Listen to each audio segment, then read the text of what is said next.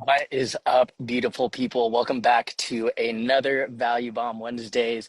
And in this training, we're going to be going over the concept of what a lot of people think they need to be doing is using savings versus going another creative financing route using 0% funding or using a combination of both. Right now, I'm speaking to you guys all the way out from Antigua, Guatemala. We out here got this whole trip funded through points, at least the flights, at least that will be for another video. If you guys want to learn how to do travel hacking, comment the word travel down below. And if there's enough interest, I'll start making some videos on it. But going back to the main topic today. So, what if I told you guys that relying on savings to invest in real estate could actually be one of the biggest mistakes you guys are making? Most people, again, they believe saving up for years and years, grinding it out, and then finally investing is the safest way to go. But what if there was an approach that actually puts you at risk of losing out on massive opportunities by just only relying on savings? So today, I'm going to be breaking down why you should be leveraging 0% interest funding instead of relying just on your hard earned savings. I'm also going to be sharing two powerful real life examples. Number one that I'm going to be talking about is the parable of the gold miner. Why running out of money too soon can actually kill your guys' success. And number two is I'm going to give you guys my own personal experience of how I lost out on 15K in Bitcoin because I didn't have access to 0% funding. Make sure you guys stick around to the end because I'll be sharing a side by side financial breakdown of two investors, one who used just savings and one who used 0% funding plus the savings in a high yield account. So you can see the real numbers for yourself and why this all makes sense from a numbers perspective. So without further ado, let's get right into it.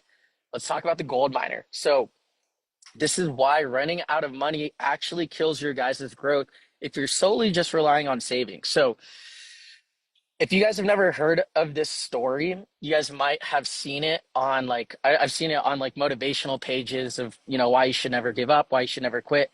But I was able to relate this to just how you guys are funding your businesses, right? Imagine basically this guy at the bottom right here, this guy, he invested everything he had into digging into a gold mine. He knew it was going to make money and he invested his life savings into it. He kept digging, digging, digging until he ran out of the funds and wasn't able to get to the gold. No return, just losses, was super close to the light at the end of the tunnel. And for him, desperate out of cash, he ended up having to sell the mine to someone else at a loss. So what happened next was the new owner, the guy here on the top, who looks super motivated, is continuing to push.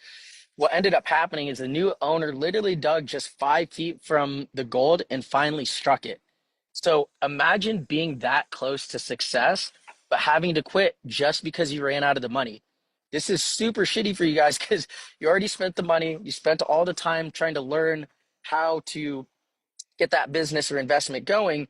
And because you ran out of money, you didn't actually get the ROI on it. So here's the problem with relying just on savings is you have a super short burn rate. You need to get the ROI ASAP before you guys run out of cash. And with that being said, because you have that short burn rate, this puts more pressure on you. So you're going to become more desperate to be able to get that ROI sooner. And something that people don't always see immediately is if you're selling something, like this could be anything, like a course, this could be a home, whatever business or investment you guys are in.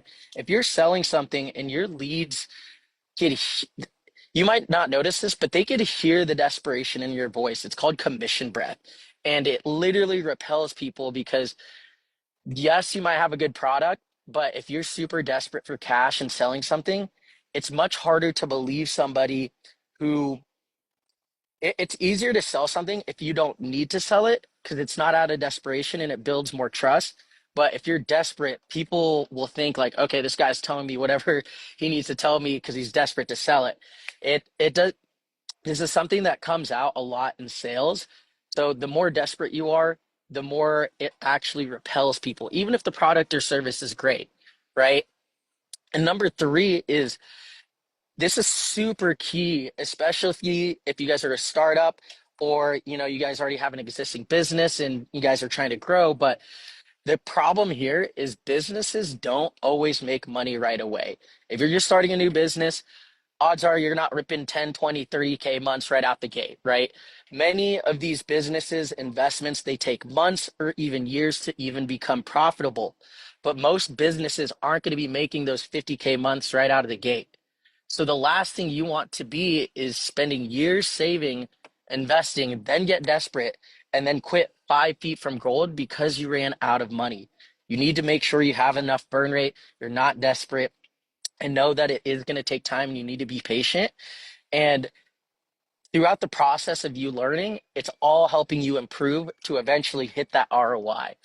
And that's exactly where 0% interest business credit funding completely changes the game. This is going to do everything. It extends your burn rate. It allows you to choose your ideal client because, again, you're not desperate. You don't need just anybody's business who's going to pay you because a lot of those people, when you're desperate and you just take on anyone, they end up being really shitty clients and super hard to, work with. And again, this gives you more breathing room to get your ROI, and in turn gives you a lot less stress because in your head, this is all part of the process. It's taking a little time. As you go through the process, you're getting better, and the money will come. It's just taking a little bit more time, and it allows you to, again, just be patient, not desperate. So, the next thing I want to go over is my own personal story before I ever uncovered the whole idea of 0% business credit funding. So, this is actually this is a $15,000 mistake that I made. And I really hope you guys pay attention to this because this might save you guys 15K plus or more, depending on what you guys are planning to do. So hopefully you guys can learn from my mistakes and my lessons so you guys don't have to make it yourself. But this was a huge financial mistake I made before even knowing about 0% funding. And basically, one of the first businesses I ever tried out is I got into e-commerce, right? I needed capital, but instead of using 0% business credit, I liquidated 25K worth of Bitcoin that I had been holding on to for years.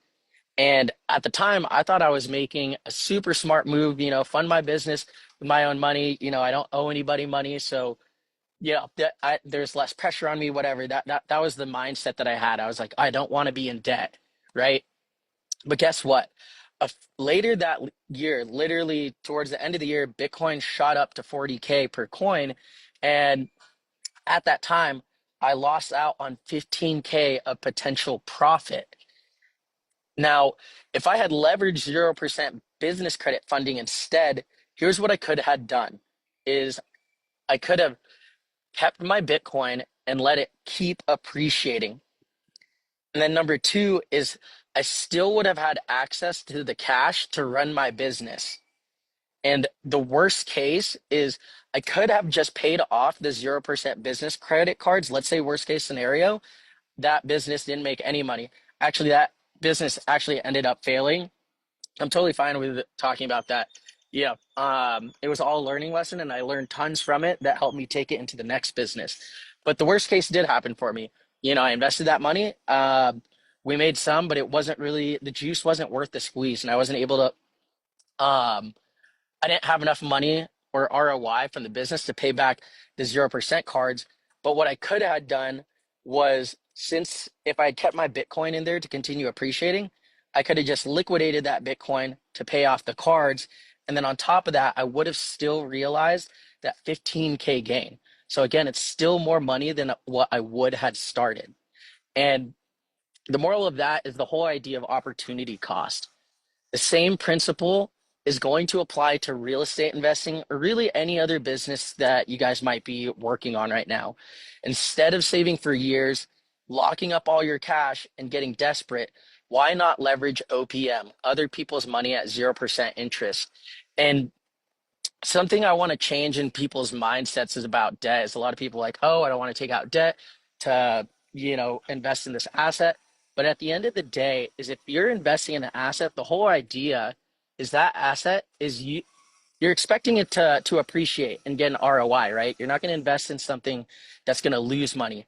So as long as that's you're confident in that investment, eventually that investment's going to be able to pay back the cards. And essentially you just have the banks purchase an asset for you for free and you get to keep it and let it continue to appreciate and ride it out. So with that, the opportunity cost is the years you would have taken to save and of you not getting experience building the dream business. So something I believe in is the sooner you could start into a business, the more lessons you're going to be able to get and be able to get to your goal a lot faster versus you spent 5 years just saving. Those 5 years you were only saving, you didn't really have any time to get real experience. And I guarantee you guys, when you first start your business, or even if you're scaling an existing one, your first product or service isn't going to be perfect. There's a learning curve as you move forward and you keep reiterating and improving your systems. I do this now with this business, when I was doing coaching, when I was doing e-commerce, when I was doing Airbnb fix and flips. This is something you can't avoid. This is part of the process. And the key here is getting into the game sooner so you can start learning faster. You want to have the money to be able to get into the business, get experience, and to speed it up even faster, hire the right people, hire the right team to do the stuff that you don't want to fucking do. Um, Hire the right coaches so they can show you the way or have additional backup funds to test new ideas that are will end up, potentially 10xing whatever you invested to get that knowledge or experience. Now, the last thing I want to really just kind of drive this home, just so there's more numbers, if you guys are more numbers based, is the side by side comparison of an investor who used just savings versus another investor who used 0% funding for real estate and savings. So let's compare these two investors. Investor one, right? Only using savings. Let's say they spent 3 years saving up 50K and invested it in a property. They got a 10% ROI on the first year. So total, they got 55K after the first year. Cool. So in this case, they won. They got some money. Compare this to investor number two. Is they use 0% funding and they use their savings. But the difference is they use the savings to invest in a safe, high yield savings account. And what happened ended up here is, right, they still spent the 3 years saving up this 50K, but they took out 50K in 0% business credit instead of using the cash for the property, right? They put the original 50K of savings that took 3 years to save, and they put that into a high yield account earning 8% per year. Same thing as the first investor, they still got a 10% ROI on the property, and that puts the total ROI at 55,000 just on the property, so 5K in profit, but they also received 4K in profit on the 50K he used from his savings into the high yield savings account. So the moral of this story is investor number two nearly doubled their ROI because they had two opportunities versus one to grow, versus investor one, they were completely banking it just on this property doing well. Now, what I want to do is also just play kind of the devil's advocate. Let's say that investment just went completely to shit, right? Here's what would happen. Worst case scenario is investor one and two, the property investment had zero ROI in the first year. Let's say they needed more money to complete the project, and that's why they weren't able to make any money in that first 12 months. What would happen next is investor one, since they spent their whole life savings, is they're shit out of luck, right? They have to abandon the project, just like the story of the gold miner, as well as the lessons they had been learning in that first year, and they never got to see that light at the end of the tunnel. Versus investor two, they're able to extend the 0% terms for multiple years. So that way they have more time to get that ROI and leverage more 0% funding to actually complete the project and finally see that ROI versus just quitting. Then in this worst case scenario, if investor two can't pay off the 0% cards he always has the high yield savings that's been appreciating for multiple years to be able to pay back that card while still being able to get a profit. So he's essentially ending up with more money than he even started. So I hope those numbers make sense for you guys. But here's what the results would look like, right? Investor, the investor who leveraged 0% funding had 4K more than the one who only used just savings. The second investor had more cash and more flexibility and less stress to get everything perfect. And again, I really want to hit this home with you guys is you will not get things perfect your first go at anything, right? It takes failure, screw ups, and reiteration. So if your goal is to make it perfect, you're going to stress yourself out. And with that, too, it's going to create a mindset where you're going to take less risk, the less risks that are required to make the mistakes for that learning experience to actually implement those lessons to make up for any losses. That's just the name of the game. You're not going to be perfect. And lastly, worst case is they still had their savings growing in a separate account that could pay off the loan at any time. So this makes it very low risk. A lot of people think when they're taking out debt, it's super scary, and it is if you don't have a plan. But in this case, they had a backup plan to where he wouldn't just lose out the 50K and the 50K he borrowed. He had a plan to pay it back if worst case scenario ended up striking. So with that being said, tell me, guys, which investor would you rather be? Investor one, who is relying just on savings, doesn't have a backup plan, is super stressed, might run out of funds? Or would you rather be investor two, who has a lot more flexibility to be able to see the project through if it ended up taking longer? And then on top of that, having more of that safety net because he was able to invest in two opportunities versus one, right? The idea is very clear. And just to kind of give you guys some takeaways and kind of summarize everything we just talked about is if you guys take anything away from this, it's stop thinking debt as a risk. Think of it as a tool. So a lot of you guys, if you're watching this, you probably, if you've ever purchased a car, a home, went to college or whatever, you guys have already used debt before. This isn't new to you guys, but for some reason, when people think of taking out 0% business credit card debt, they think of credit card debt as super scary. You might have been in a position where you weren't responsible with it, maxed it out, got late payments, and it was just a horrible experience for you. But I'm here to tell you now that you have this new perspective on how you should think of debt, as long as that debt is going to an asset that's going to pay itself off, think of it as a way as the bank's purchasing you guys assets for free.